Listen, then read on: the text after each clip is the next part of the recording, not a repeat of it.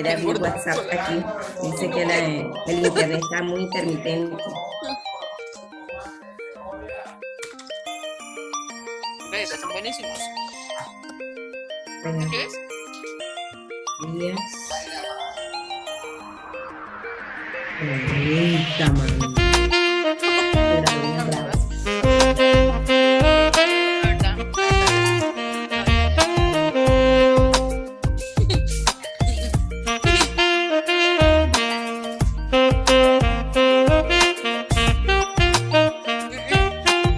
Lo que pasa es que para mí las tostadas de ambos son para el almuerzo. Sí, como con la pastica, como con la cremita.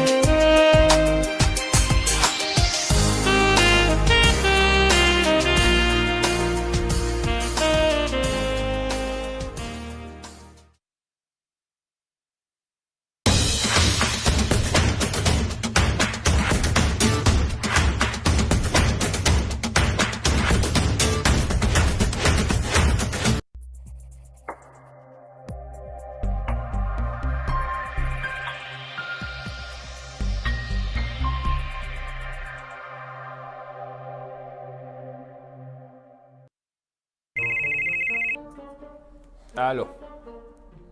¿Cómo? ¿Presentación? ¿Estados financieros? ¿Flujo de caja? ¿Para mañana? Con los socios. ¡Los socios de México! Ok.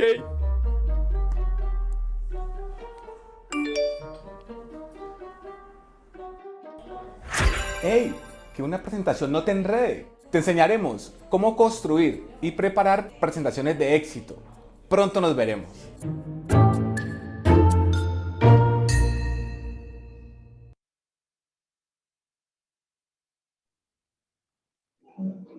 Hola, ¿qué tal? Muy buenos días, bienvenidos y bienvenidas a todos a esta segunda carrera de la maratón.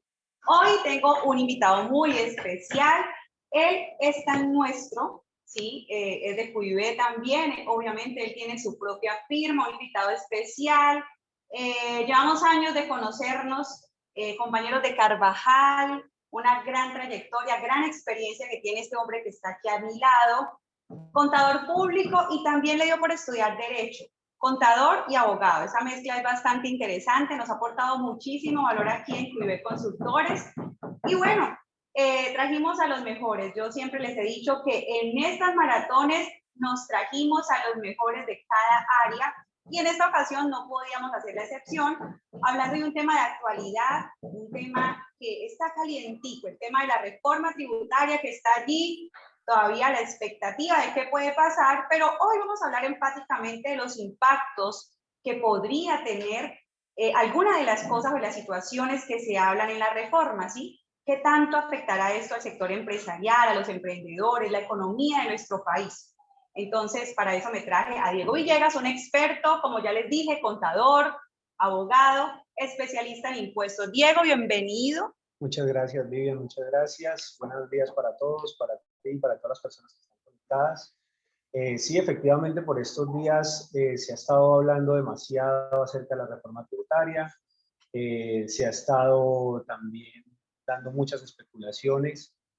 Obviamente estamos apenas en discusiones y las cosas seguramente van a ser muy diferentes las que ingresaron en el proyecto de reforma a las que van a quedar. Sin embargo, pues obviamente todos los sectores ya vienen alarmándose respecto de las implicaciones y todo lo que pueda traer esta reforma. Entonces la idea es que compartamos un rato, que cambiemos de perspectiva y cambiemos conocimientos y la idea es que les podamos aportar un poco respecto de qué se debe tener en cuenta, cuáles son, digamos, los principales riesgos, que debemos comenzar a evaluar este año antes del cierre fiscal para efectos de que el próximo año, cuando entre en vigor la reforma tributaria, podamos planear temas o mirar qué podemos hacer durante este año. ¿Ya? Claro, la idea es que no nos coja eso fuera de base. Y como dice Diego, algo que me gustó esa palabra que usó, hay mucha alarma, ¿sí? Hay muchas personas que están haciendo como que, oh, la reforma, y como que se vuelven alarmistas con ese tema. No pretendemos en este espacio crear o generar ese sentimiento, ¿sí? La idea es que estemos preparados, estemos actualizados, estemos en la onda de lo que se habla, de lo que se dice de la reforma. Y como dice Diego, que estemos preparados antes del cierre, ¿sí? Porque ya digamos, después de aprobada la reforma, se acabó el año 2022 y entonces ahora sí a lamentar, yo hubiera hecho tal cosa, no hubiéramos decretado dividendos, sí hubiéramos decretado dividendos, mejor hubiéramos hecho esto, lo otro. Entonces la idea es que usted la tenga clara, tenga los conceptos claros y, bueno, pueda tomar sabias decisiones y pueda asesorar muy bien a sus clientes, o si usted es contador de una empresa, pues también puede asesorar al interior de la compañía, aportar valor, como siempre lo decimos aquí en QIB Consultores. Bueno, antes de dar inicio ya con las preguntas seleccionadas, mejor dicho, con lupa por un gran equipo que hay detrás de todo esto, no crean que estoy sola, está todo un equipo, gracias a Adriana Muñoz, quien hace parte también de nuestro equipo en QIB Consultores, Malcon, Alejandra, Paula, y bueno, muchísimas personas que también hacen parte de nuestro equipo de manera indirecta, y todo esto salió de ese equipo. 12 preguntas vamos a trabajar el día de hoy, vamos a irlas desmenuzando, así que póngase cómodo, siéntese, tranquilo, póngase los audífonos si está en el trabajo, y bueno, vamos a, antes de arrancar, quiero, Aleja y los chicos, para que me ayuden allí, quiero saber de dónde están conectados, ¿sí? Ayer estuvieron muchísimos contadores, más de 100 en sala, y bueno, estaban desde otros países. Espero que los de los otros países no se me vayan a aburrir en este segundo día. Bueno, van a hablar de normatividad colombiana, no tengo nada que ver allí, pero ojo, ojo, que allí también podemos aprender, hay mucho por aprender. Barranquilla, un abrazo para la gente de Barranquilla, ¿de dónde más nos ayudan? Eso, gracias, Aleja. De Montería, un saludo también para la gente de Montería. Ecuador, bienvenidísima, no te me vayas a aburrir, que todo eso también te puede aportar gran valor. Cali, Panamá, qué emoción de verdad tener tantos contadores de tantos lugares distintos, todos reunidos con un solo propósito, aprender. Y bueno, ya los saludamos, así que bueno, póngase cómodo, siéntese allí desde donde esté, un saludo y un abrazo desde acá, desde Cali, Colombia. Y bueno, arrancamos entonces, Diego, con esta primera pregunta. Vamos a arrancar suavecito, ¿no? Ahí ya nos vamos poniendo un poco más, vamos poniendo esto con más intensidad. La primera pregunta, yo quiero, a mí me gusta mucho el emprendimiento, ¿no? Y asesoro mucho a emprendedoras, porque soy como abanderada de que me da mucho pesar en un país como el nuestro, en donde las normatividades como tan variantes, el sistema tributario, digamos, que es como tan cambiante. Eso ocasiona que también cuando alguien va a crear un negocio, pues esté como con temor, dice, no, eso no quiero, mejor. Y entonces como que la gente toma como opción quedar en la informalidad, ¿sí? Quedar como en la informalidad, y obviamente todo esto que está pasando actualmente, pues ocasiona que aún más pensemos eso, ¿sí? Que la gente diga, no, eso es mucho enredo, mucho cuento, en Colombia, mucho impuesto, hay que pagar mucha cosa, mejor me quedo así. Entonces quiero empezar hablando de los emprendedores. ¿En qué tanto afecta este proyecto de reforma tributaria en Colombia a los emprendedores, a los más pequeños? Bueno, inicialmente ahí es importante destacar que en términos generales la reforma tributaria está perfilada hacia las personas con mayores ingresos. Eso es importante tenerlo en cuenta. Sin embargo, obviamente, pues no es ajeno a que esta reforma hoy va a tocar también los bolsillos de las personas con mayores ingresos. Sin embargo, específicamente para los temas de emprendimiento y demás, que es algo que es muy común, donde las personas, digamos, inicialmente van con unas ideas de negocio, comienzan a crecer, inicialmente inician como personas naturales, haciendo sus actividades y todo eso, y después buscan como la formalización, que es ya migrar a ser empresa, a ser persona jurídica, a otros esquemas tributarios y demás. En ese sentido, digamos que el proyecto de reforma tributaria trae consigo el tema de mejorar el régimen simple de tributación para aquellas personas naturales que están interesados, digamos, en irse formalizando y demás. Este régimen simple de tributación es un régimen que ya venía funcionando desde la reforma tributaria anterior y digamos que traía unas tarifas de impuesto de renta graduales sobre ingresos brutos. Esa es como la gran diferencia en el régimen ordinario pagamos nuestros impuestos sobre la utilidad, sobre la renta líquida, mientras que en el régimen simple hablamos de ingresos brutos y una tarifa combinada entre comercio, que es un impuesto local, renta y obviamente IVA con unos beneficios. Entonces, digamos que esa reforma busca bajar las tarifas de impuesto de renta para el régimen simple, lo cual uno esperaría que ocurra en el momento de nuevos emprendedores y demás. Ahora bien, el tema es que emprender en Colombia no es tan fácil, no solo por el tema tributario, sino obviamente por una serie de situaciones que van más allá del tema tributario, como es en este momento la inflación y demás.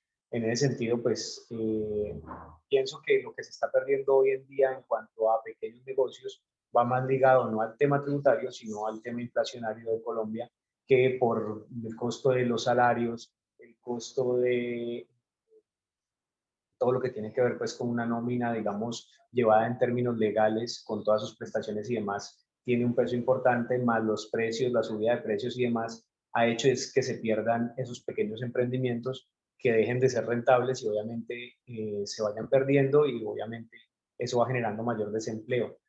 Creo que hoy en día el mayor riesgo de los emprendedores es ese, la inflación como tal en Colombia, todos los costos que trae, más no tanto el tema tributario. El tema tributario, digamos que para un pequeño emprendedor es manejable hasta ciertos puntos. Obviamente todos tenemos que ser conscientes que a medida que crezcamos, pues vamos a tener que asesorarnos mejor en temas tributarios y obviamente procurar emprender de otra manera. Pero hoy por hoy lo que estamos teniendo es el coletazo de temas de pandemia, de paro que se dio aquí en Colombia y demás, y esa inflación realmente producto también pues que es un tema ajeno, las guerras en Europa y demás, hace que obviamente esa mezcla se vuelva realmente un digamos que en la reforma sí es rescatable que esas tarifas de impuesto de renta vayan a bajar y sean todavía más favorables para que más personas se sigan formalizando. Sí, en conclusión, digamos que es un punto a favor para los emprendedores, algo positivo en donde van a encontrar una manera de pronto de estar más formales, ¿sí? Con sus negocios a unas tarifas un poco más bajas y no como se tiene actualmente. Digamos, si alguien hoy se crea como persona jurídica y bajo un régimen ordinario, pues estaría pagando una tarifa ya del 35% sobre su utilidad, una tarifa que pues a un emprendedor, a alguien que esté empezando nuevecito, pues sí asusta un poco. Y lo que decías es muy importante, Diego, no solo el tema tributario, estamos de acuerdo, sino también toda la responsabilidad que tiene tener una empresa aquí en Colombia. Como lo decías, la carga prestacional, pagar nómina, empleados, temas de seguridad y salud en el trabajo, y ya comienzan una serie pues de responsabilidades y comienzas a ser más visible, ¿no? Para los entes de control, y allí es donde el emprendedor dice, no, mejor yo me quedo aquí con mi negocio pequeño y aquí como manejando todo en efectivo. Y eso pues es algo que también Diego, pues está como menguando cada vez más, ¿no? Porque ya con el tema del DIAN, todo el tema de facturación electrónica, pues hace que cada vez las personas sean mucho más visibles ante los entes de control. Y eso es algo que aquí, digamos, de contador a contador nos van a entender muy bien. Y es como que, bueno, ¿qué hago ahí? Mejor dicho, necesito pagar poquito. Ese tema de necesito pagar poquito, o sea, eso ya no es como antes, ¿no? Mira, ahí hay algo muy interesante también, que una cosa es, digamos, la formalización del pequeño emprendedor, y otra cosa también tiene que ver con la evasión, ¿no? Que son dos cosas que, digamos, Muy distinto. distintas, pero que la gente las liga de por sí. Es decir, soy pequeño, entonces no pago impuestos, puedo evadir, puedo, digamos, estar bajo el radar de la DIAN. Y pues digamos que en términos generales eso es lo que sucede en el común denominador de los emprendedores, pero también obviamente hay emprendedores que a pesar de ser pequeños y demás, digamos, que pagan sus impuestos dentro de lo legal, y eso también es importante hacerlo para efectos de estar tranquilos. También hay que tener en cuenta que esta reforma también pretende, obviamente, lo que tú mencionabas, cada vez fiscalizarnos de mejor manera. Entonces, las limitaciones de los pagos en efectivo, la facturación electrónica, la nómina electrónica, el documento soporte, todo esto va encaminado a que, a pesar de que la DIAN de pronto no pueda llegar a los pequeños todo el tiempo para estarlos fiscalizando de manera efectiva, sino que se enfoque más que todo en los grandes, por llamarlo de alguna manera, también mediante esas medidas, mal que bien, están poniendo en cintura a los pequeños de manera Claro. indirecta. A través de los Entonces, grandes, digamos que se filtra de todas las acuerdo. operaciones de los pequeños. Y eso hace obviamente que cada día tengamos menos evasión, incluso en los pequeños, pero eso no quiere decir que en ese sentido uno no se pueda formalizar. Es decir, hay pequeños comerciantes que pueden estar como persona natural o como persona jurídica, digamos, de manera formal, siendo pequeños y pagando sus impuestos de manera correcta. Obviamente, también el comunicador de las personas o de los emprendedores en muchas ocasiones pues buscan, digamos, manejos tributarios especiales para efectos de no pagar tanto impuesto y más que todo cuando estás arrancando.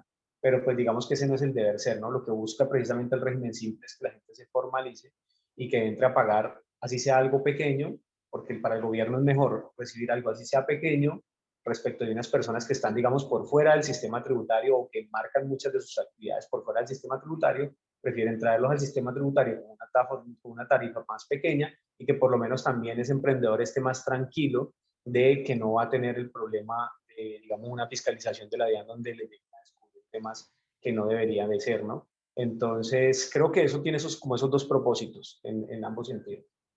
Bueno, algo que también se habla mucho, Diego, y ya como pasando a otro tema, el tema de la inversión extranjera, ¿cómo lo ves con este tema de la reforma tributaria? Es decir, ¿qué es cierto hay de que se podría llegar a perder esa inversión extranjera que llega a Colombia, producto pues de toda esa incertidumbre que se tiene y de todo lo que, digamos, en caso de que sea aprobada alguno de esos puntos, salgan favorables de la reforma tributaria?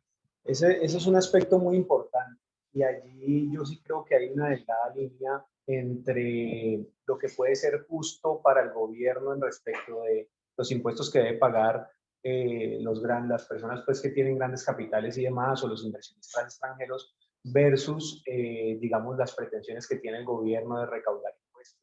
Y allí hay una delgada línea porque en el momento en que nos pasemos un poquito hacia un lado o hacia el otro, pues digamos que si fuese en contra del gobierno, pues no va a lograr sus objetivos. Si es a favor del gobierno, puede incluso, digamos, desacelerar la economía, como puede llegar a suceder con cargas altas, pues en ese sentido. Entonces, esta reforma efectivamente, pues como busca atacar principalmente a las personas con grandes ingresos, también tiene unas implicaciones altas en materia de tributación, por poner un ejemplo, en el caso de los dividendos, que implicarían obviamente que muchos inversionistas del extranjero prefieran de pronto irse para una jurisdicción donde el impuesto sea mucho más bajo que en Colombia.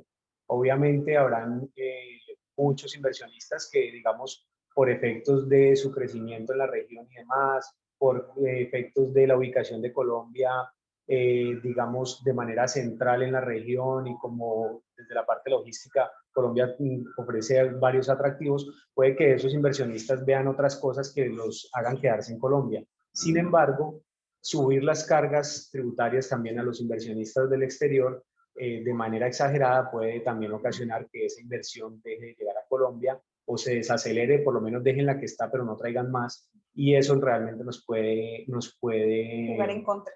jugar muy en contra. Aparte de eso, no es solo la inversión extranjera, también digamos que hay muchas personas en Colombia que tienen grandes capitales y que invierten sus dineros en Colombia, y que esas personas, mal que bien, también podrían llevar esos dineros para otros países e invertirlos en otros países. Y eso es algo que sucedió mucho durante, digamos, las especulaciones que había en el primer semestre de este año, cuando todavía no teníamos el presidente elegido, pero sí teníamos en términos generales toda la especulación de qué era lo que iba a pasar, porque perfilaba como el presidente que iba a quedar. Entonces muchos de los inversionistas, personas con grandes capitales en Colombia, decidieron de pronto comenzar a invertir fuera de Colombia. Eso, y obviamente uno en redes sociales comienza a ver muchos mensajes como que se quiere que se vaya, que bueno, múltiples cosas, pero eso no debe funcionar de esa manera. Nosotros no podemos, digamos, caer en análisis tan básicos o digamos de la entraña, pues de decir cosas simplemente por una corriente política o no. Hay que analizar de pronto el país desde otro punto de vista, y es que esas personas con esos dineros, con esos grandes capitales que están aquí en Colombia, y voy a poner un ejemplo muy sencillo, digamos que alguien que tenga un patrimonio de 5.000 millones de pesos invertido en Colombia, donde compra propiedades, supongamos que construye apartamentos para alquilar y todo lo demás, cuando él tiene la plata en Colombia, pues al invertir esa plata en Colombia está moviendo la economía, es decir, se está construyendo, está comprando materiales, está generando empleo en la construcción, está moviendo diferentes sectores. Si él se lleva esa plata para Estados Unidos, digamos, y invierte, digamos, 3.000 millones allá, pues compra 2 o 3 apartamentos, los alquilará allá y demás, pero esos impuestos se van a quedar allá principalmente, pues al margen de que, digamos, si es residente fiscal en Colombia, habrá que analizar otras cosas o no, pero supongamos que esa plata principalmente va a estar moviendo la economía de otro país, por no hablar solo de Estados Unidos, y en ese orden de ideas son 3.000 o 5.000 o 2.000 o el monto que sea de dinero que deja de mover la economía colombiana, que pudo haber movido el tema de construcción, bueno, diferentes temas, supongamos que invierta en otros tipos de negocio, comerciales y demás. Entonces, todas esas platas dejan de moverse. Y si pensamos eso de manera masiva, muchas personas haciendo lo mismo, personas que tienen sus patrimonios de 3.000, 5.000, 10.000 millones, sacando todos al mismo tiempo de a 2.000, de a 3.000 millones de pesos, obviamente es una cantidad importante de plata que deja de mover la economía. Y eso sí pasó en el primer semestre. Entonces, cuando los clientes le comienzan a preguntar, ¿y qué hago? ¿Para dónde me llevo la plata? ¿O me quiero llevar esta plata? Y eso lo vimos mucho en el primer semestre, sí. Vemos que se desacelera efectivamente la economía colombiana. Entonces, no es tan sencillo como decir, pues el que quiera ir que se vaya, porque pues sí, esa digamos es una consigna más digamos, desde lo que buscan los partidos políticos, que es que las personas se encasillen en temas más sentimentales, pero realmente desde de vista de país, que es lo que nos debe interesar a nosotros, porque los gobiernos van a pasar y digamos nosotros los ciudadanos vamos a quedar aquí, y de sacar el país adelante, eso sí es preocupante. Entonces, esos dos temas de inversión, si bien el gobierno necesita la plata para poder, digamos, redistribuir y mejorar condiciones de vida en el país, ese tema, digamos, de los impuestos a los el capital, tiene que manejarlo en una justa medida para que tampoco se desincentive y ellos puedan lograr un poco, y los empresarios y el resto de las demás personas también puedan seguir creciendo en sus actividades de manera normal y seguir moviendo la economía. Perfecto, muy bien. Bueno, quiero sentirlos aquí, a los colegas, los contadores, aquí mientras que digo, tomo un poquito de agua. Bueno, cuéntenme cómo vamos hasta el momento, cuéntenme cómo van, nos pueden dejar aquí también como alguna pregunta, y bueno, al final vamos a ver si logramos resolver, aunque sea unas 3 preguntas, si nos alcanza el tiempo, si logramos pues hacerlo, no les prometemos eso, pero las pueden dejar por allí, o de qué temática quisieran que tocáramos en este espacio, sí, temas de pensiones, temas de dividendos, temas de renta jurídica, renta personas naturales. Entonces, chévere que nos vayan dejando aquí como sus temas, aquí yo voy leyendo en la pantalla. Interesante tema, ¿cómo vamos? Bueno, súper, me encanta que estén aquí todavía. Bueno, vamos con un tema que también, digamos, afecta a una gran población aquí en nuestro país, y es el tema de los pensionados. Los pensionados, digamos que también han estado allí como quieticos, de unos años para acá también los han tocado un poco, ya les hicieron actualizar el RUT y ya como que, bueno, venga que usted también como que recibe platica y como que también usted tiene que aportar, ¿sí? A este país. No importa que ya haya trabajado mucho y que ya haya aportado todo en su época productiva, también lo va a seguir haciendo aún ya pensionado. Para el caso de los pensionados que no tributaban, ¿cómo está el tema con este proyecto de reforma tributaria?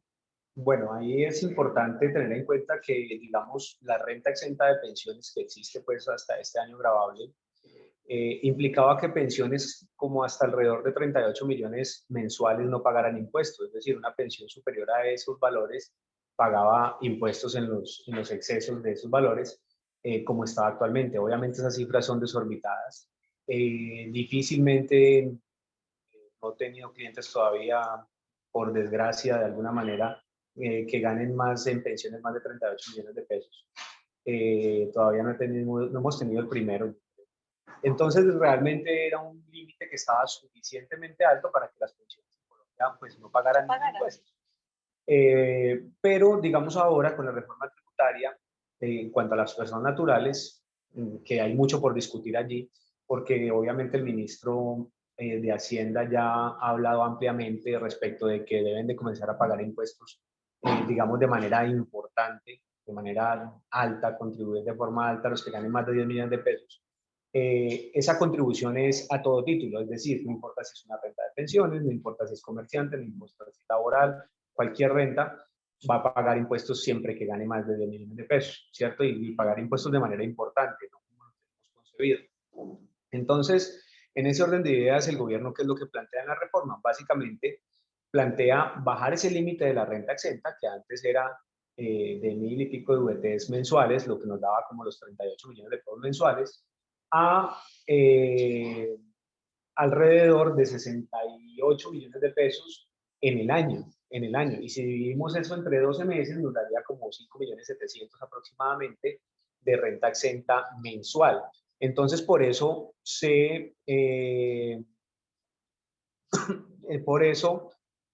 digamos que lo principal que ha pasado últimamente es que se comenzó a dar una discusión.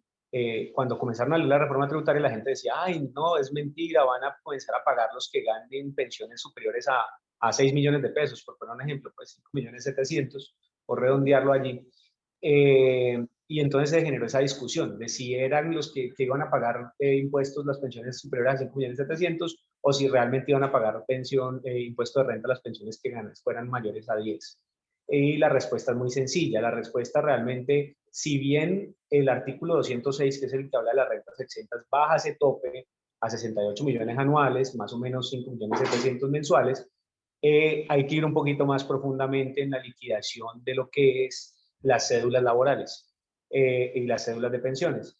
Entonces, en ese sentido, cuando uno liquida la cédula de pensiones, lo que tiene que hacer es tomar pues todos los pagos de pensiones, menos los ingresos no constitutivos de renta, que para este caso es la salud, que le descuentan en la pensión, y sobre ese saldo es donde comenzaríamos a ver el tope de la renta exenta, ¿cierto? Entonces, esa renta exenta, que estaría alrededor de 5.700.000, nos dejaría menos, si vemos digamos una pensión de 10 millones, menos los aportes a salud, que deberían estar alrededor, digamos, de 1 millón de pesos, menos los 5.700.000 de la renta exenta, nos daría un valor todavía que estaría sujeto al impuesto de renta, alrededor de 3 millones de pesos. Pero es bueno recordar que en la tabla del artículo 241 del Estatuto Tributario, que es la tabla de impuesto de renta, el primer eslabón es una tabla que tiene tarifas graduales. Entonces, el primer eslabón, que va de 0 a 1.090 VTs, el impuesto a pagar es 0. Entonces, cuando llevemos ese excedente, digamos, de esos 3 millones de pesos a esa tabla, igual el impuesto va a seguir siendo 0.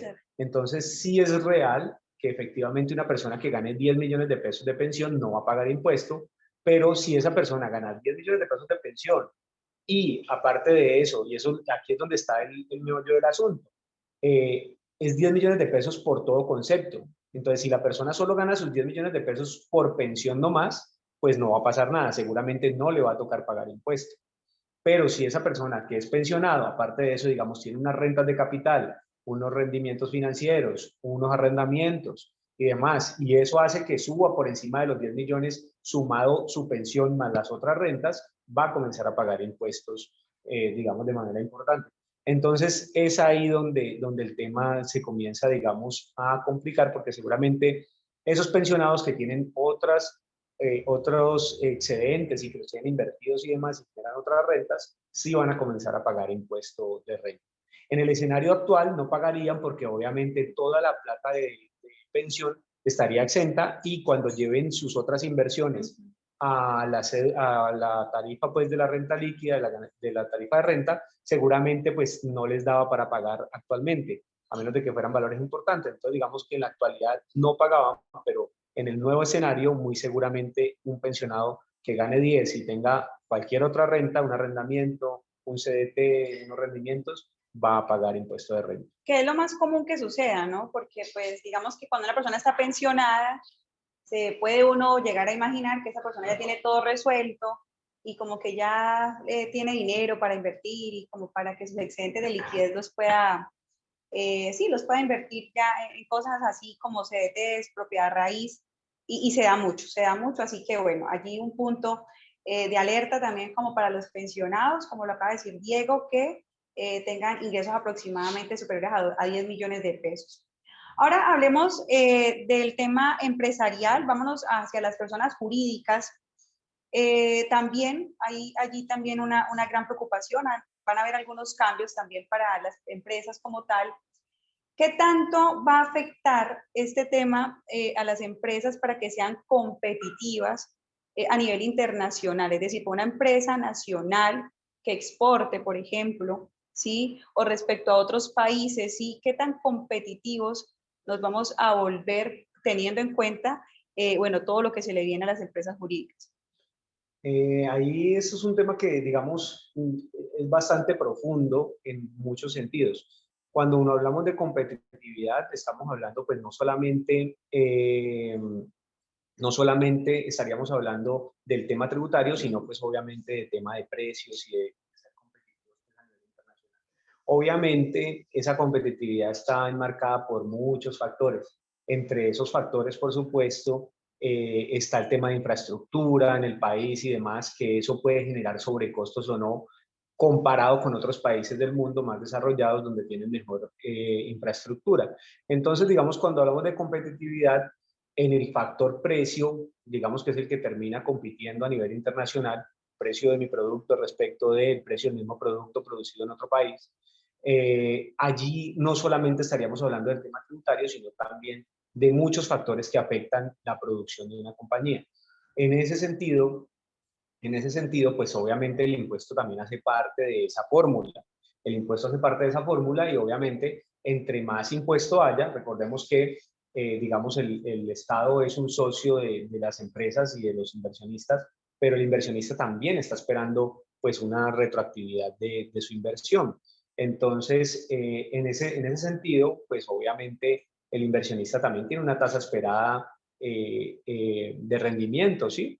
Entonces, por esa inversión que realizó, aparte por todo el trabajo que tiene el hecho de ser empresario en Colombia, pues tiene múltiples riesgos, tiene una cantidad de trabajo importante. Entonces, yo me meto en todas esas cosas para producir y para generar ganancias, obviamente para mi bienestar como inversionista, como persona natural, pero obviamente también espero que todo ese esfuerzo que yo hago al generar empresa, pues se vea reflejado en unas utilidades. Esas utilidades obviamente pues están viendo afectadas a una mayor tributación, como lo acabamos de mencionar. Principalmente, digamos que en el caso de las personas jurídicas que ya en la reforma tributaria les habían subido la tarifa de impuesto de renta al 35, van a seguir a la tarifa de impuesto de renta al 35, solo que hay un artículo del proyecto de reforma que menciona que le van a restringir las rentas exentas, ingresos no constitutivos de renta y demás beneficios a un tope máximo, ¿cierto? Entonces, al hacer eso, obviamente, una serie de rentas exentas que estaban en algunos sectores y demás se van a limitar.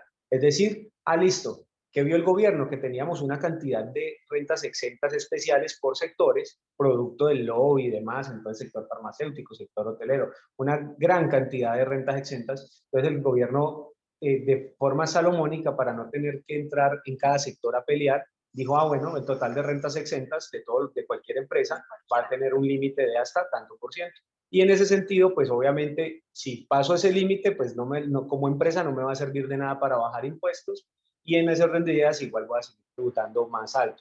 Entonces, si bien la tarifa de impuesto de renta no cambió, sigue en el 35%, el hecho de restringir o ponerle un límite a las rentas exentas va a hacer obviamente que las empresas sí sigan pagando un mayor impuesto. Van a tener que pagar un mayor impuesto, especialmente las que ya tenían un poco de rentas exentas o beneficios que ahora ya se los van a limitar. Y en ese sentido, pues obviamente van a terminar pagando más. Ahora, respecto de la competitividad con eso, obviamente en la fórmula tarifaria, para los que se dedican un poco más al tema financiero y demás, en la fórmula cuando yo busco el precio de venta de un producto, pues obviamente también tengo que tener en cuenta el tema tributario y obviamente lo que me vale el capital que tengo invertido y demás. Y en ese sentido, pues obviamente eso va a afectar precios y si mis precios son muy elevados, pues difícilmente voy a poder competir con otras economías que de pronto tienen tasas de tributación más bajas, infraestructura a nivel país mejor que la nuestra, que hace que también sus costos sean menores y pues obviamente la competitividad allí se va a ver afectada. Bueno, Diego, antes de pasar a la siguiente pregunta, aquí hay una pregunta sencilla y digamos muy del común. Aquí nos pregunta alguien en el chat, dice, yo tengo un cliente que es un prestamista, sí, hablemoslo en el argot popular. En el argot popular, lo llamamos aquí en Colombia, sí, para los que están conectados de otros países, un gota a gota, ¿sí? Un gota a gota. Él maneja bancos, está, digamos, haciendo consignaciones altas. El típico caso, Diego, de persona natural que ya está moviendo, pues, digamos, está siendo visible a través de los bancos, moviendo su cuenta, pero se dedica a esta actividad. Obviamente, para temas de deducción en renta, pues no hay nada que deducirle, no paga aportes a seguridad social. Entonces, aquí pregunta la persona, un consejo para una persona, una contadora que está allí, mejor dicho, encartada con esa renta o encartado. No sé quién hizo la pregunta, la tenemos ahí en el chat. Pero bueno, ¿qué hago? O sea, ¿le hago la renta o no se la hago? Bueno, ahí es importante tener en cuenta pues que obviamente esa actividad no está permitida en Colombia, sí, desde el punto de vista legal, no desde el punto de vista tributario. Está por fuera del ordenamiento, entonces obviamente, pero es una actividad que ¿En qué cédula va? ¿En qué cédula? es una actividad que comúnmente se hace en Colombia. Ahora, saliéndonos del tema, digamos, penal, de normatividad que hay en Colombia, y de igual manera, pues teniendo en cuenta que la normatividad tributaria es independiente y ajena a eso, hay una serie de normatividades que comienzan a afectar ese tipo de actividades. Pues la primera, que por consignaciones obviamente pasa el límite que debe declarar. Al gobierno cuando coloca los límites para declarar renta no está preguntando el por qué concepto los tuvo, sino simplemente que si pasó el tope debe declarar y decir qué fue lo que pasó. En ese sentido, cuando me preguntas en qué renta, es una persona natural, ¿en qué renta iría? ¿En qué cédula, perdón, iría? Entonces, en ese sentido, pues obviamente una cédula laboral no es, una cédula de honorarios tampoco es, la cédula de rentas de capital, que uno pudiera decir, no, es que rendimientos financieros, pues digamos que se excluye porque esos rendimientos financieros están a una tasa que está por fuera del mercado. Entonces, digamos, no está ahí vinculada. Y hay otra cédula que es la no laboral, donde básicamente uno debería llevar todo lo que no quepa en ninguna otra cédula. O sea que estaríamos hablando de... Por descarte, rentas entre rentas de capital y no laboral, teniendo en cuenta lo que sucede. No laboral, yo lo pondría no laboral. Y al margen de eso, más allá yendo un poco más allá, hay una norma que presume que pues todos los ingresos que le consignan a una persona natural, todas las consignaciones que tiene una persona natural se presumen ingreso, a menos de que pues, yo pueda probar lo contrario. Entonces, en ese orden de ideas, pues para esa persona va a ser difícil esa parte probatoria. Entonces, pues digamos que si la idea es declarar, pues uno pensaría que todas esas consignaciones son ingreso, o eso es la presunción que legalmente se va a hacer. Y posterior a eso, pues obviamente costos y deducciones difícilmente pues las va a tener, y menos con soporte legal. Recordemos que los costos y deducciones tienen que estar soportados en facturas electrónicas o documentos soporte y demás, entonces tampoco va a tener eso, entonces difícilmente va a tener costos, y seguramente pues digamos que yéndonos de manera conservadora a este tipo de actividades terminaría pagando sobre el ingreso bruto, lo cual seguramente le va a dar una tarifa supremamente alta, porque cuando a él le consignan los dineros seguramente es capital más sus rendimientos, y pues obviamente eso va a ser de una forma complicada pues para esa persona. En general, básicamente esa declaración pues se puede realizar, pero va a tener, digamos, muchos riesgos de la revisión por parte de la DIAN, y pues obviamente uno buscaría hacerla lo más conservadora posible para efectos de evitar cualquier inconveniente. Pero la recomendación al final es dejar de ejercer esa actividad y más bien ejercer otras actividades que sean un poco más productivas en general para Colombia. Bueno, vamos acá a darle gusto acá a nuestros colegas respondiendo otra pregunta antes de pasar acá a las preguntas que tenemos seleccionadas para este espacio. Y alguien nos pregunta, si tengo una persona natural que tiene un negocio pequeño pero presenta renta como persona natural, ¿es recomendable que se convierta en común? Eso, Esa pregunta casi siempre la hacen, es decir, en general las personas que consultan siempre la hacen, y estuve a punto de hablarla ahorita en la primera pregunta cuando hablábamos de los emprendedores. Muchas personas me preguntan, bueno, ¿y en qué momento me vuelvo persona jurídica? ¿Qué es mejor? sí, esa pregunta la hacen mucho. Es la pregunta más común que sucede más cuando son emprendedores que están en el camino pues, de hacer empresa. Yo pienso que, o la respuesta que yo considero que es más acertada, es que la misma actividad te va diciendo cuándo pasarte a persona jurídica. Yo no voy a hablar de formalización o no, porque realmente uno puede estar formal como persona natural o como persona jurídica.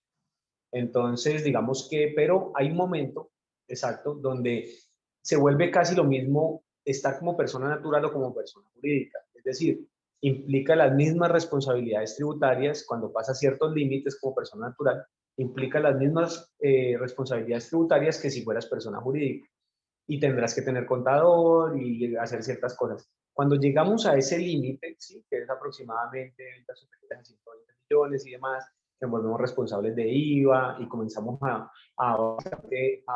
como persona natural, a hacer lo mismo que haríamos si fuéramos persona jurídica. Allí yo siento que es el momento de migrar a persona jurídica. ¿Por qué? Porque primero que todo, pues obviamente, digamos que desde el punto de vista de costos, si ya me toca tener un contador, si ya me toca tener ciertos temas, pues desde ese punto de vista no va a ser más costoso ser persona jurídica. De pronto la constitución de la empresa y demás, y tener un poco más de cuidado, pero ya digamos en ese nivel ya, digamos que es casi que lo mismo. Y aparte de eso, también tendríamos que tener en cuenta que hay unos riesgos inherentes a la actividad. Y si yo ejecuto la actividad como persona natural, me demandan, sea laboralmente, o sea, pues por algún tema comercial, un incumplimiento a un cliente o demás, pues si yo estoy efectuando mi actividad como persona natural, mi patrimonio como persona natural va a estar en riesgo, ¿cierto? Porque yo ejecuto mi actividad como persona natural. Mientras que si yo me paso a persona jurídica, supongamos del tipo SAS, no las de personas, sino tipo SAS, que solo respondo hasta por el monto de mis aportes, pues si llega a ocurrir un riesgo de esos, la empresa se quebraría sola, pero no se me llevaría mi patrimonio personal. Entonces, allí, en ese punto, pienso que ya hay que comenzar a evaluar qué es mejor entre sí, una cosa o la otra, pero creo que en cuanto al tema de dinero, que es lo que la gente más le preocupa, creo que ese punto, cuando ya el punto perfecto para uno pasarse a persona jurídica, es el momento, o formalizarse de esa manera, es el momento que ya me da lo mismo en costos seguir como persona natural o pasarme a como persona jurídica. ¿Por qué? Porque ya tengo que contratar contador y hacer los temas. Y hay unos beneficios adicionales tributarios de estar como persona jurídica y no ejerciendo la actividad como persona. Puedo aprovechar, que no los podría aprovechar siendo persona natural. Muy bien, bueno, ahora pasemos, sigamos en el sector empresarial, empresas jurídicas, y hablemos ahora de un tema que han habido memes, han habido comentarios, y bueno, ese es como el tema que más le han dado, y es el tema de las bebidas azucaradas, todo el tema del azúcar como tal, de todos los productos que sean procesados. ¿Crees, Diego, que va eso a ocasionar un estancamiento en nuestra economía, teniendo en cuenta que, sobre todo, bueno, me voy al Valle del Cauca, así que es donde nosotros nos encontramos ubicados, en Cali, se mueve muchísimo por el tema de los ingenios? ¿Qué tanto va a golpear eso a la economía de nuestro país? Bueno, ahí eso es un tema polémico, obviamente, lo que es los impuestos, digamos, saludables, impuestos a las bebidas azucaradas, a los alimentos ultraprocesados, y también que beneficien el medio ambiente como plásticos de un solo uso, se vuelve un tema muy polémico. Porque si bien estos impuestos para mí son necesarios desde todo punto de vista para desincentivar, lo que busca el impuesto es desincentivar el consumo, si bien son necesarios, hay que recordar que obviamente detrás de ese sector también hay una serie de personas y toda una infraestructura y demás que también depende de esos mismos productos. Es decir, hay toda una base de empleados, de tierras, de, bueno, infraestructura y demás, que también pagan impuestos, que también contribuyen y pues obviamente yo siento que pasar del frío al calor en un solo momento es complejo. Es complejo porque si bien es necesario, porque son impuestos que van a desincentivar esos consumos y eso va a redundar finalmente en que hayan menos enfermos en el sistema de salud y que el gobierno tenga que pagar menos plata por esos enfermos en el sistema de salud y demás. Y eso pues es cierto y está comprobado a nivel mundial de que funcionan esos impuestos y demás. También ese sector, digamos, dejarlo en ceros de un momento a otro también es contraproducente porque de ahí también dependen muchas familias, muchos temas, muchos impuestos, digamos, como el caso del Valle del Cauca, el impuesto predial, a todos los terrenos y todo lo demás. Y esos son unos sectores, digamos, de la caña de azúcar, que son sectores que son muy productivos y que llegan y llevan muchos años produciendo a un gran nivel. Y pensar que esos terrenos pueden ser ocupados o reemplazados por otros cultivos y por otros temas, por lo menos, digamos, por poner un ejemplo, un campesino raso, pues un campesino raso no va a producir lo mismo en esas tierras que produce toda esta infraestructura. Entonces, tampoco se trata de hacer esos cambios de manera abrupta, como se pretende. Siento que ese impuesto es necesario, pero debería de hacerse de manera gradual. Cosa de que en la medida que el impuesto va subiendo, el consumo se va desincentivando, esas empresas, digamos, dejan de vender un poco y al mismo tiempo, como se va haciendo de manera paulatina, pues obviamente van recomponiendo su camino las empresas de manera ordenada. ¿Qué es recomponer el camino? Pues si es el caso de ir bajando su planta de personal, pues la van a ir bajando paulatinamente, no van a generar una problemática social de un despido masivo, por llamarlo de alguna manera, si atacáramos un sector de manera directa y fuerte. Entonces, la empresa se va recomponiendo y en su defecto también le va a dar tiempo a la empresa que de pronto cambie su objeto o digamos, se vaya migrando hacia otro tipo de productos. Exactamente, de manera ordenada y eso creo que ya está sobre la mesa. El ministro lo tiene claro de que no se puede hacer de un solo golpe como lo estaban pretendiendo y creería que eso va a ser de los cambios que va a tener ese proyecto de reforma para que sea algo paulatino, esa migración. Sí, porque era algo, eso es algo que ya se ha venido como tocando, ¿no? O sea, hace mucho tiempo ya como que ese tema de las bebidas azucaradas, de los impuestos saludables, es algo que no es de ahora tampoco, sino que ya, digamos, en la anterior también, proyecto de reforma también. Por supuesto, la gente dice, no, yo igual seguiría tomando Coca-Cola, yo igual voy a, si me tengo que pagar más, voy a seguir haciendo esto.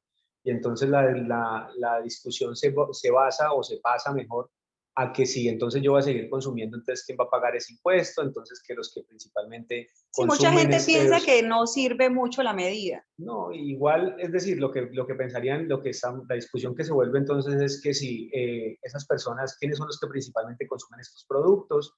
Que si son las personas de bajos recursos, son los que más consumen ultraprocesados y demás, llámese salchichón y todo ese tipo de cosas, o plásticos de un solo uso, que son los empaques donde viene todo, todos los alimentos, entonces inclusive en mayor medida los que están en una tienda pequeña de barrio.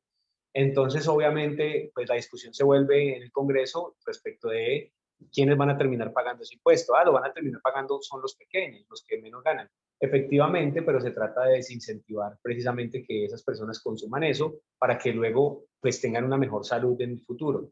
Entonces, creo que la discusión, pues más allá de ese tema, sí es un impuesto necesario para concluirlo y efectivamente pienso que tiene que hacerse de una manera gradual y ordenada, que es algo similar a lo que pasó con el cigarrillo. Ya hoy en día en Colombia es raro ver casi la gente fumando cigarrillos, son muy pocas las personas, comparado a lo que teníamos antes, y es precisamente por ese tipo de medidas. Entonces, a veces vienen extranjeros a Colombia y se quedan aterrados, y en Colombia casi la gente no fuma, en las calles casi no se ve gente fumando, y es precisamente producto de ese tipo de normatividades que terminan desincentivando. Entonces, eso hay que hacerlo, pero hay que hacerlo, digamos, de una manera gradual. Hay que hacerlo mejor. Bueno, ahora pasemos a otros temas. Sí, el tema de la ganancia ocasional, un tema también que ha dado mucho de qué hablar. El tema de la ganancia ocasional que, de acuerdo a ese proyecto de reforma, aumentaría su tarifa. ¿Eso podría desestimar la venta de propiedades? ¿Cómo crees que afectaría eso? Como que va a producir que nos quedemos estáticos, la gente como que no, si vendo va a tener que pagar esa ganancia ocasional, ahora mucho más alta. ¿Qué podría llegar a ocasionar? Realmente hay que recordar que pues, la ganancia ocasional se origina por múltiples temas, ¿no? Entre esos la venta de activos fijos. Ajá. La ganancia ocasional se genera, digamos, principalmente pues porque es como la más común, por venta de activos fijos que hayamos tenido por más de 2 años, ¿cierto? Y recordemos pues que el activo fijo es el que normalmente yo no tengo destinado para la venta. Entonces, cuando yo vendo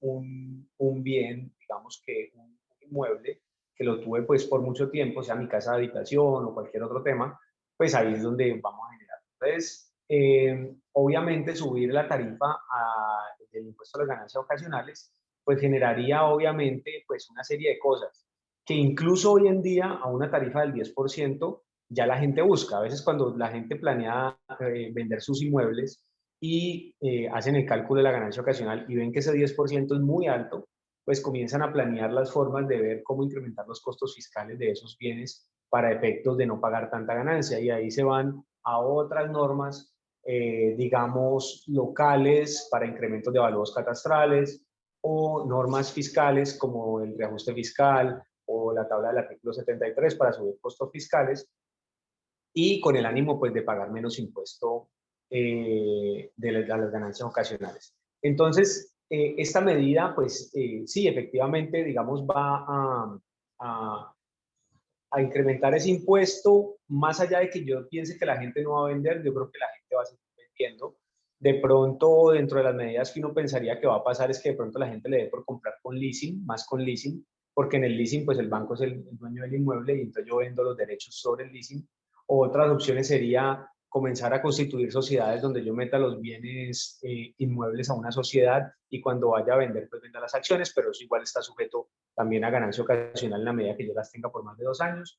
En fin, van a comenzarse a ver múltiples cosas, pero ese impuesto realmente pienso que tiene una afectación mucho más grande es en las compañías, en las personas jurídicas y en el hecho de que las personas jurídicas muchas veces tienen que invertir en mejoramiento de maquinarias y equipos. Y en ese sentido, lo que hacen las empresas muchas veces es vender maquinaria vieja para comprar maquinaria mucho mejor, ¿cierto? Exacto, sí. Y allí sí habría un problema, porque puede que entonces se desincentive totalmente ese mejoramiento en infraestructura pues, de las compañías y en maquinaria, y obviamente eso haga pues que no haya inversión en maquinarias nuevas, en nuevas tecnologías y demás, y producto de eso, digamos, hay un estancamiento en los crecimientos de las empresas por no vender ese tipo de activos fijos que de pronto en un movimiento normal podrían estarlos cambiando cada cierta cantidad de tiempo y de pronto ahora pretendan producto de esa ganancia o no venderlos, que sería una opción, o digamos donarlos o hacer otro tipo de figuras, o en su efecto no cambiar o no estar cambiando constantemente, mejorando esas maquinarias. Y eso sí pienso que puede afectar pues, la productividad del país. Claro que sí. Bueno, ahora vámonos a un tema que no pretendemos generar ningún tipo de controversia aquí, mucho menos política, este no es el espacio para eso, y respetando, ¿sí? Como las ideologías políticas de cada uno. Vamos a mirar este tema de una manera objetiva, ¿sí? Objetiva. Respecto a la reforma tributaria que presentó el antiguo gobierno Iván Duque, ¿sí? En el año 2021, el año pasado que provocó pues ese estallido social. Comparando estas dos reformas, Diego, ¿crees que esta está un poco más agresiva? Pues digamos que agresiva desde todo punto de vista, y el principal es el tema del recaudo, ¿no? Lo que se pretende recaudar. Digamos que esa primera reforma tributaria que causó el estallido social se pretendía recaudar 10 billones, mal no estoy, ahora se pretende recaudar 25 y más, subiendo. Creo que obviamente por obvias razones es más agresiva. Lo que pasa es que en el gobierno Duque había un alto impacto a la clase media y baja. Y en esta, pues hay un alto impacto a las clases de pronto más altas, de alguna manera. Siendo que para mí es totalmente discutible que una persona que gana más de 10 millones entienda que es rica. Realmente una persona que gana más de 10 millones, si es cabeza de hogar, obviamente seguramente le da para vivir en una clase media y no más. Y eso también es totalmente discutible con la reforma, porque obviamente ese es el punto de partida, ¿no? Todo el que gana 10 millones de pesos se entiende que ya pues es de una clase alta, que es un privilegiado, y yo siento que hoy en día en Colombia eso no es tan así. 10 millones de pesos para un grupo familiar donde, digamos, solo trabaja uno de los padres, daría para vivir en clase media de una manera cómoda y ya sin tampoco, sin grandes excesos ni grandes lujos. Entonces, en ese sentido, obviamente la reforma tributaria actual es muy agresiva en cuanto a la meta de recaudo, es demasiado agresiva, y si bien digamos que se la está cargando toda la mayoría de la carga a las personas de altos ingresos, recuerden que, como lo hablamos hace un poco, también hay que ser moderado con esas personas porque esas son las que nos mueven la economía. Sí. Entonces tampoco nos podemos ir a acabar con esas personas, porque resulta que si no mueven la economía y se van del país, también se generan otros problemas sociales, ¿cierto? Entonces, en ese sentido, sí siento que es un poco excesiva, en algunos casos confiscatoria, especialmente con el tema de pago de impuestos en las empresas, pago de impuestos en los dividendos, pago de impuestos en las personas naturales, que eso es la cadena normal que tiene un empresario. Primero paga impuestos en su empresa, luego paga impuestos con los dividendos y finalmente también pues paga impuestos con todas sus rentas como persona natural. Entonces, esa cadena en el empresario es muy fuerte en esta reforma tributaria. Y finalmente, pues sí está enfocada a personas de altos ingresos, pero creo que la meta de recaudo y demás es demasiado exagerada. Y si bien es necesario, digamos, un dinero importante para efectos de cumplir con las promesas de campaña, que eso es lo principal, ¿cierto? Cumplir con eso y obviamente mejorar todo el tema social y demás, que también es necesario, era necesario desde antes, se necesitaba ese cambio. Hacerlo también cargándole todo a al sector empresarial y a las personas, digamos, que son las que mueven la economía y generan, puede ser contraproducente. Entonces, pues en ese orden de ideas, pienso que podría mesurarse un poco el tema de la reforma. Está bien enfocada porque es para las personas de altos ingresos, que son las que más tienen que contribuir, y obviamente mesurándonos un poquito más llegaríamos como a un punto que puede favorecer. Ahora, lo que no se ha visto mucho en estos meses es listo, pues digamos que se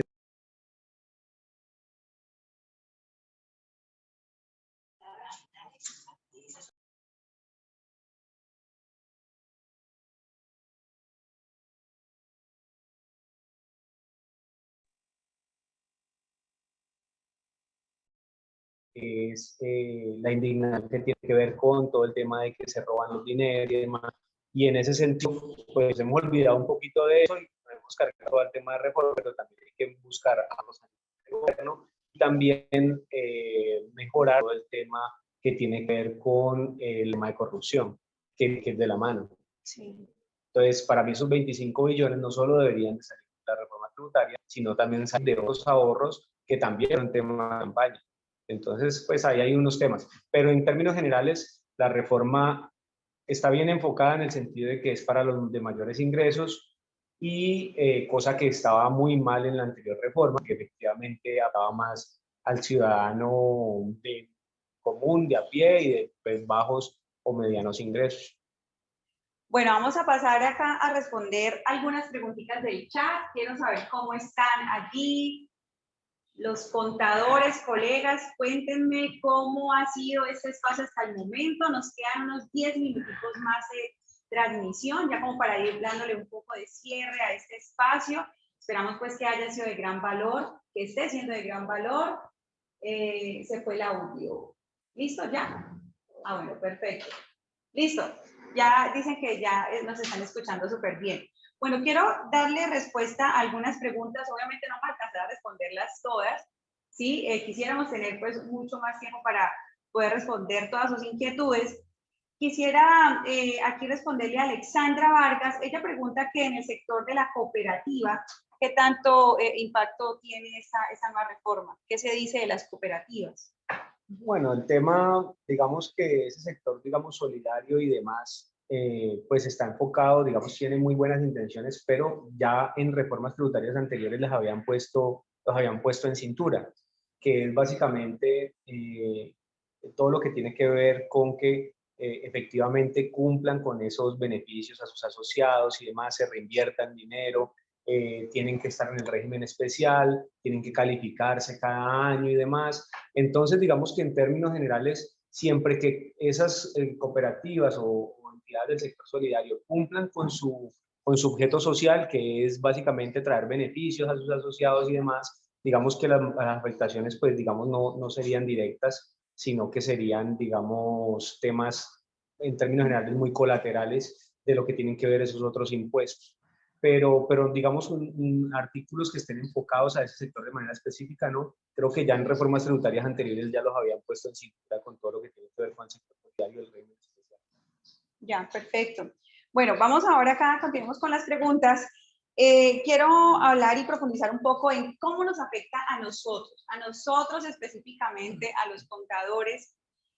¿Qué afectaría? ¿Sí? Y también verle el lado positivo, qué nos puede beneficiar a nosotros como contadores, para los que quizás también son asesores tributarios, fiscales, ¿sí? Que se dedican al tema de ayudar a los empresarios y a las personas naturales a presentar sus impuestos. ¿Qué oportunidades pueden haber? O digamos que si nos juega un poco en contra todo esto, ¿cómo ves el tema en cuanto a nuestra profesión como tal?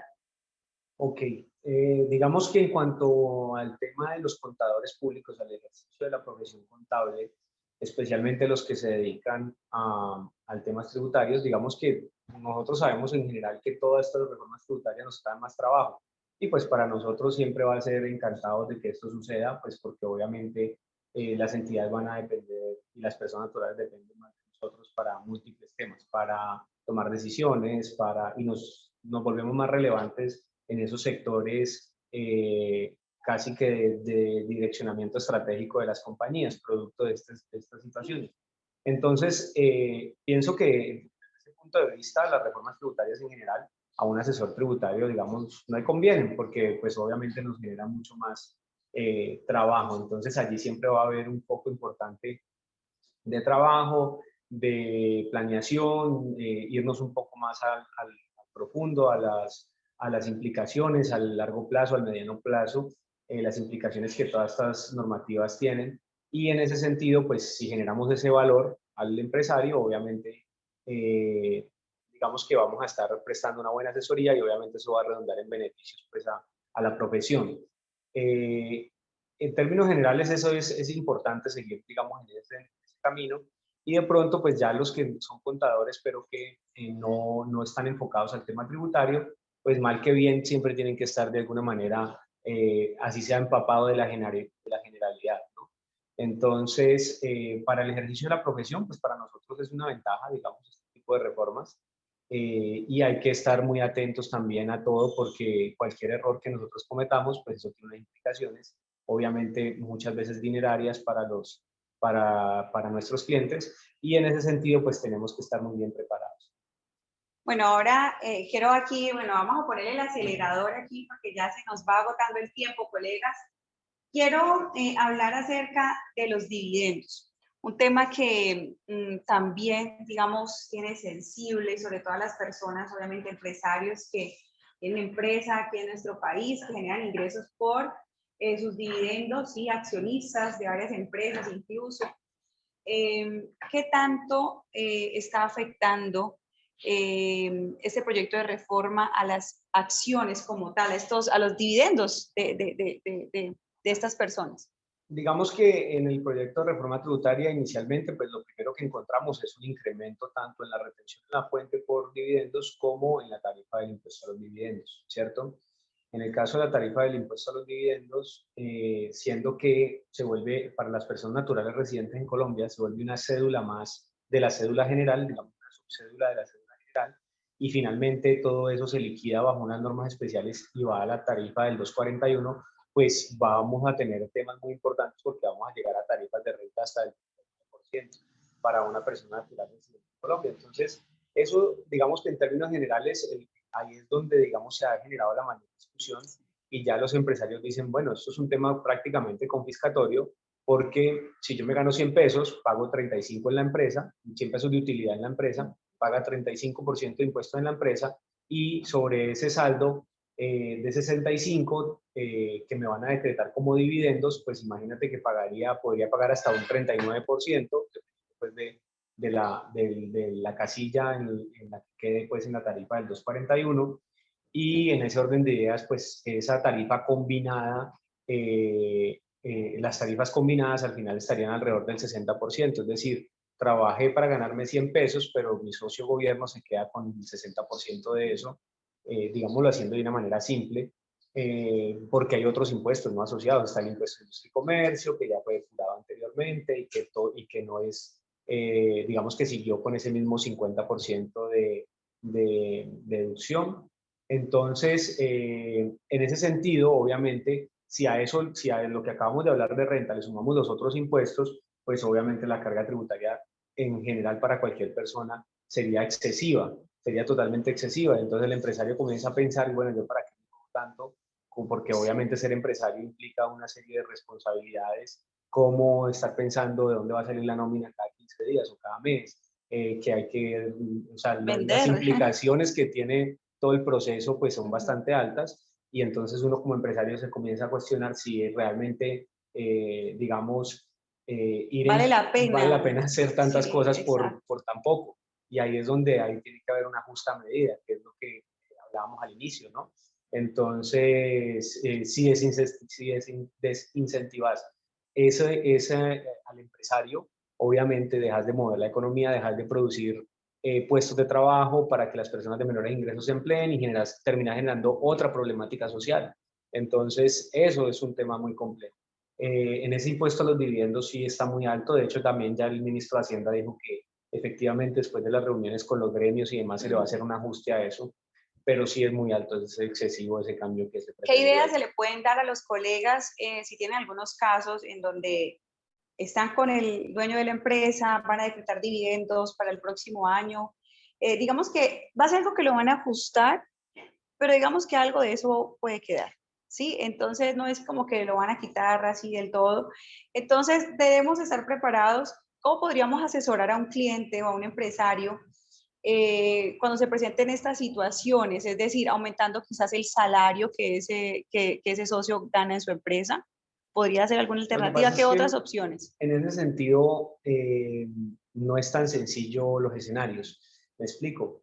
Hay múltiples escenarios para este tipo de cosas, como el inversionista del exterior, que va a tener una tarifa del 20, y digamos, entraríamos también a evaluar pues obviamente muchas cosas, entre esos tratados para evitar la doble tributación que se pretenden negociar ahora y que obviamente están vigentes muchos. Entonces, en ese sentido, pues dependiendo de cada caso concreto, habrá que revisar si son inversionistas del exterior, si no, si hay tratado para evitar la doble tributación, si son inversionistas colombianos, si son empresas donde yo efectivamente pudiera hacer lo que mencionas, que es, si yo soy el único dueño, pues yo me puedo subir el salario y pagarme vía salario o pagarme vía otras contraprestaciones. Pero si yo no soy el único dueño de la empresa y demás, pues obviamente muchas veces esas opciones no son viables porque son cuando empresas... no es una empresa familiar, exacto. Eso se da mucho cuando es una empresa familiar, pero cuando no... Entonces, ese tipo de situaciones se pueden generar cuando yo tengo el control de la compañía y entonces comienzo a evaluar por dónde pago más. ¿Pago más vía dividendos o pago más vía salario? Ahora, Aportes. hay que tener en cuenta obviamente que hay un tema de aportes y demás en caso de que yo tenga salario, pero al final recordemos que con estos cambios en la reforma tributaria, tanto los dividendos como las rentas de trabajo, que serían los salarios, van a ir a caer a la misma cédula general. Entonces, habría que hacer números pues allí en ese sentido para poder hacer como la mejor recomendación posible, teniendo en cuenta pues que hay mayores pagos de salud, de pensión, sin por el tema de salarios y demás. Pero realmente el ejercicio de planeación fiscal en ese sentido, digamos que es variable, primero que todo, pues en muchos casos, y aparte de que es variable, hay que tener varias aristas. La recomendación es ahí hacer los números antes de tomar cualquier decisión, digamos, de manera apresurada. Claro, antes de ir decretándole dividendos hacia el accionista de buenas a primeras y luego cuando vaya a hacer ese cálculo tenga el riendazo para el socio. Sí, sí, así es. Bueno, vámonos con 3 preguntitas más, ya vamos cerrando, colegas. Les quiero hacer un recordatorio. Recuerden que mañana es nuestro último y tercer maratón, ¿sí? De este evento que hemos llamado Maratón para Contadores. Mañana vamos a estar con un tema totalmente distinto a este, ¿sí? Pero de igual importancia. Siento que es muy, muy, muy importante el tema de cómo nos vendemos. El tema de las redes sociales ha jugado un papel muy importante en los últimos tiempos y es importante que nosotros como profesionales pues aprendamos a vender nuestros servicios a través de las redes sociales. Hay muchos colegas allá afuera también que se están llevando gran parte de ese mercado, ¿sí? Les voy a contar una anécdota.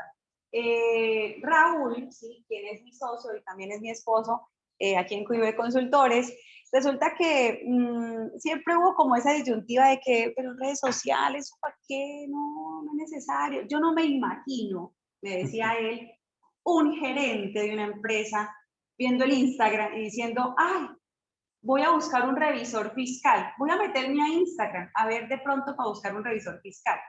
Entonces yo le decía, no, es que no ocurre de esa manera, colegas, no ocurre así, ¿sí? Entonces, ¿qué pasa? ¿Quiénes son el contacto directo de las empresas? Nosotros, ¿verdad? Los contadores. Los contadores sí estamos en redes sociales y hay una red que es muy importante que es el Facebook también, que sobre todo la ven los contadores, que digamos que son más de la vieja guardia, ellos están más en esa red social, el Facebook, sí que lleva mucho más tiempo. Pero ¿qué puede pasar? Usted a través de las redes sociales crea y genera una recordación. A nosotros, aquí en QIB Consultores, hemos tenido la experiencia de que han llegado empresarios, hemos cerrado negocios producto de ese voz a voz que se va generando a través de las redes sociales. La gente está empapada de qué es lo que hace usted, a qué es lo que se dedica usted qué es lo que está haciendo. Tengo muchísimos compañeros de trabajo antiguos que tuve la oportunidad de compartir con ellos, que gracias a las redes sociales saben qué hace Vivian Cristiano actualmente. Tiene una empresa que se llama QIB Consultores y se dedica al tema de servicios financieros, contables y tributarios. Entonces, debido a eso, comienzan las recomendaciones. Yo tengo una amiga que conocí hace mucho tiempo y así hemos llegado a algunas empresas y hemos cerrado negocios. Entonces, sí es importante ese voz a voz, sí es importante que usted cree una marca personal a través de esta red social. Si no va a ser el Instagram, LinkedIn, pero hay una gama de redes sociales que LinkedIn que es un poco más profesional, ¿sí? Entonces, sí hay una gran oportunidad, sí es bueno que nos comencemos a empapar de todo esto, cómo funciona, el impacto que genera, que hablemos de estadísticas, de resultados, los resultados que están teniendo otras personas a través de las redes sociales en sus números, es decir, en sus ventas, en lo que están facturando. Entonces, mañana vamos a tener en nuestro tercer día de la maratón una experta, se llama Andrea Rubiano, y ella nos va a estar hablando de todo este tema, de tendencia, cómo dar nuestros primeros pasos en redes sociales, ¿sí? Enfocado, ¿qué? Para contadores. Recordemos que este evento está orientado hacia el contador, así que todo va a ser muy enfocado para nosotros, ¿sí? No le van a hablar así en términos generales, que usted va a quedar como medio perdido, no, va a ser muy enfocado de cómo podemos dar esos primeros pasos usted como contador, así que lo invito para que mañana esté súper agendado en este mismo horario, 11 de la mañana, con este gran tema y esta gran invitada también. Bueno, Diego, rápidamente, te voy a dar 3 preguntas allí que nos las hicieron a través del chat. Beneficios, ¿qué habla la reforma de los beneficios en la generación de empleo? Es decir, ¿hay algún tipo de incentivo? Esa es una, para que la vayas teniendo allí en el radar. Luego nos venimos con esta otra pregunta y es, el régimen simple. ¿Qué consejo le podemos dar a un emprendedor, a alguien pequeño que se va a formalizar? El régimen simple sería su primera opción, sería una muy buena alternativa para decirle, mire, usted que está empezando, arranque como régimen simple. Vamos a quedarnos con esas dos, la otra era más un comentario, más que pregunta. Bueno, inicialmente todo el tema de generación de empleo, los beneficios de la generación de empleo ya existen en el estatuto tributario. Existen beneficios cuando tú generas empleo para reinsertados de las guerrillas. Existe beneficio cuando contratas personas por primera vez, que son personas Su primer jóvenes, empleo. que son su primer empleo. También existen beneficios si contratas madres cabeza de familia. Bueno, hay una cantidad de beneficios para todo el tema de empleo. Entonces, digamos que esos beneficios ya existen realmente. Lo único es que la gente muchas veces no los toma en cuenta, no los tiene en cuenta por desconocimiento y demás. Pero ya existen y no los están quitando con la reforma. Entonces, digamos que esos beneficios siguen existiendo y obviamente los podemos aprovechar en cualquier momento. Eso es como lo inicial. Ok, vámonos con entonces la segunda, el tema del régimen simple. El régimen simple de tributación. Realmente una persona que inicie como persona natural, el régimen simple el régimen simple realmente no es tan simple. Tiene una serie de temas allí que tienen que ver con su liquidación, la forma como se liquida, qué me puedo descontar, qué es ingreso no positivo, qué es un descuento. Digamos que el régimen simple se liquida bajo anticipos bimestrales que se cruzan con unas declaraciones anuales. Entonces, digamos que en la práctica hacer eso no es tan simple. No se lo aconsejo hacerlo a una persona natural que no tiene conocimientos contables, obviamente, porque no va a entender cómo debería de liquidarse correctamente estos anticipos y estas declaraciones. Entonces, en ese sentido, pues teniendo en cuenta de que no es tan simple y demás, arrancar directamente en el régimen simple implica ya tener un tema de asesoramiento, bueno, y obviamente hay que pagar un impuesto, que hay que evaluarlo. Entonces, digamos que no es una alternativa para mí que una persona de una vez inicie en ese régimen, a menos que haya hecho una evaluación consciente, seguramente con la asesoría de un contador, donde haya analizado que efectivamente ese régimen le conviene totalmente. Es algo muy similar a lo que pasó en la reforma tributaria anterior cuando se creó este régimen y muchas personas comenzaron a preguntar si era viable o no, o que era mejor si pasarse a ese régimen o no. Recordemos que ese régimen liquida el impuesto sobre ingreso bruto, no sobre utilidad. Y muchas personas les pasó, y conozco algunos muy cercanos, que se pasaron a ese régimen antes de la pandemia y como ese régimen paga sobre ingreso bruto, durante la pandemia tuvieron pérdidas, pero seguían pagando impuestos sobre el ingreso bruto, ¿ya? Porque pues obviamente la pandemia golpeó a todo el mundo, generó pérdida en las empresas. Entonces, el que estaba en el régimen ordinario que tenía pérdidas, pues no pagaba impuesto, pero el que estaba en el régimen simple, pagar sobre ingreso bruto, a pesar de estar perdiendo dinero, pues su resultado neto perdía. Como el impuesto simple se liquida sobre ingresos brutos, pues terminaba pagando más impuestos. Entonces la gente decía, pero ¿cómo voy a pagar impuestos si estoy perdiendo plata? Pues te toca porque te pasaste a ese régimen. Entonces, en ese sentido, el régimen simple es un tema que hay que hacerlo de manera consciente, es decir, basados en números, en escenarios. Hay que hacer el muñequito. Hay que hacer los escenarios, cómo es mi negocio también, porque cada negocio, digamos, tiene sus particularidades. Entonces hay muchos negocios allí que se pueden meter, hay como 4 o 5 y se pretenden ampliar los grupos. Entonces, digamos, están pequeños mercados, peluquerías, está el tema de talleres, de mecánica y demás, está el tema de honorarios y temas de profesionales, como lo somos pues los contadores o los abogados, que allí es interesante también porque en ese régimen se paga, digamos que la profesión del contador que se quiere independizar o se quiere formalizar y quiere hacer empresa como contador, ese tipo de personas, nosotros sabemos que en nuestra profesión los costos no son muy altos. Los costos de la profesión contable, pues como nosotros vendemos de asesoramiento y conocimiento, los costos digamos que relativamente son bajos.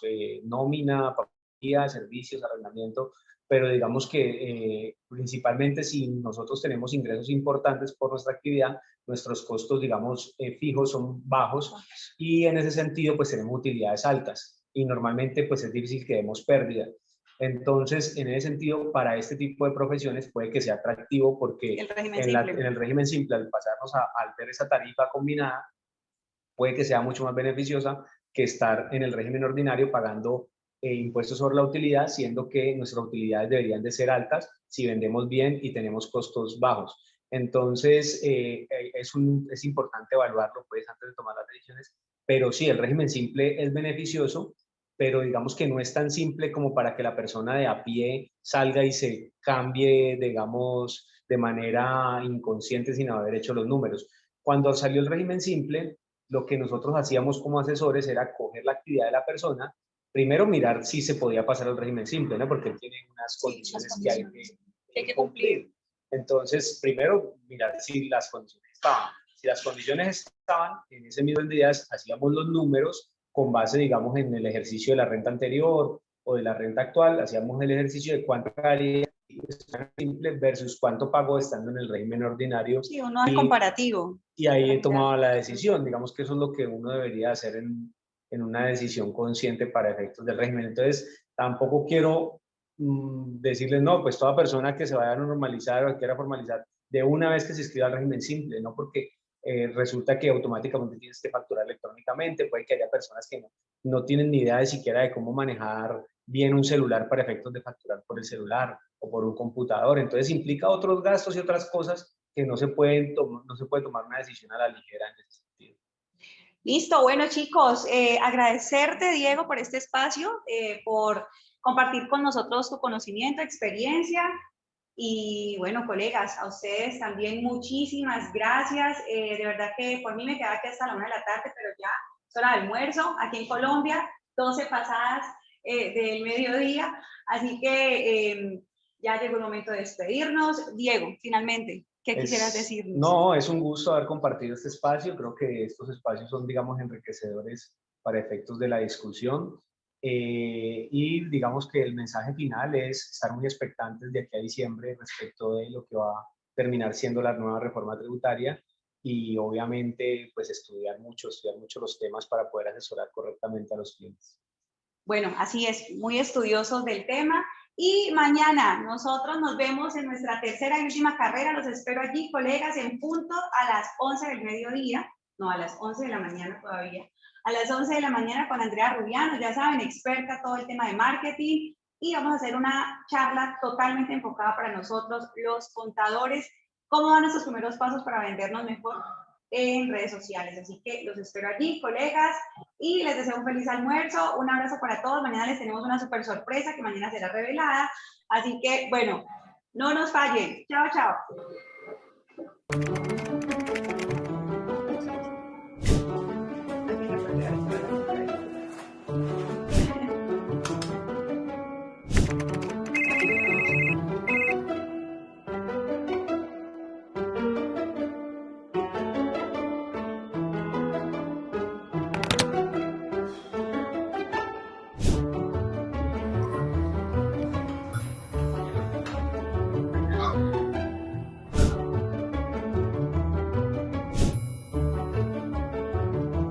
¡Ey! No dejes que la rutina te consuma.